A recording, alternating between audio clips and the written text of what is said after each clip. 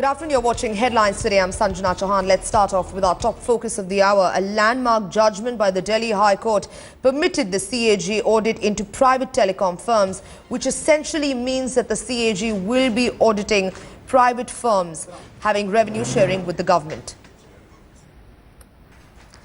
Right. In fact, this means that the Delhi High Court has essentially allowed the CAG to investigate whether the telecom companies underreported their revenues. Now, remember, in 2010, the CAG had sought the revenue details of telecom companies, but they had challenged it in court, saying that the national auditor cannot audit private companies. But after the High Court refused to stop the audit, the companies then even moved the Supreme Court, which ruled that the audit would begin after the High Court had heard the matter. But today, the Delhi High Court delivered this landmark judgment.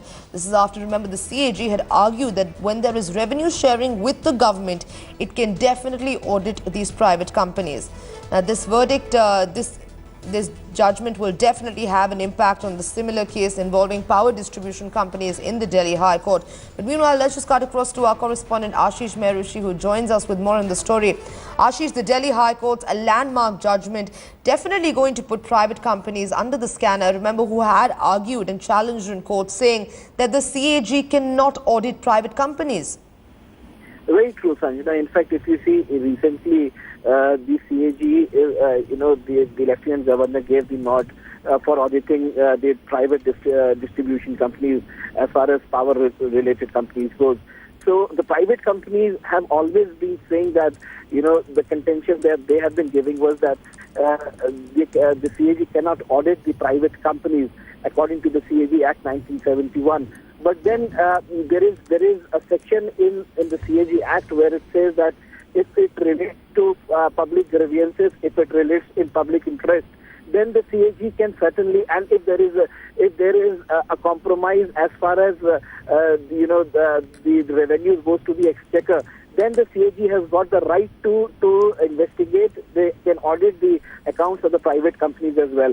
In the case of private telecom companies have taken benefit from the state exchequer. They have been working under different models, and one of the model is the revenue sharing model. So here, the revenues, the CAG wants to find out whether the revenues that have been earned by these private limited companies, private telecom companies, have they been compromised in the books of accounts? Have they shown less profits? Have they shown less revenues or not?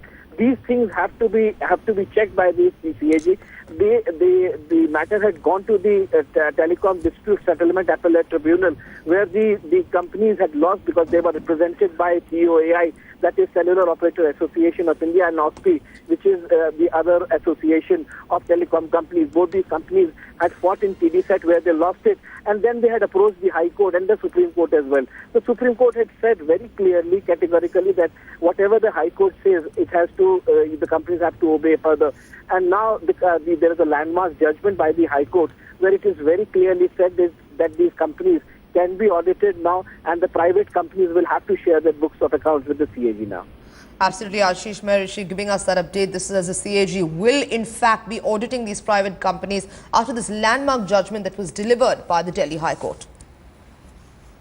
Now, Ashish, let me just come back to you. If you can actually tell us what implication is this going to have, considering there are going to be several companies, as you mentioned, be it a Vodafone or Bharti Airtel, that will in fact be coming under the scanner?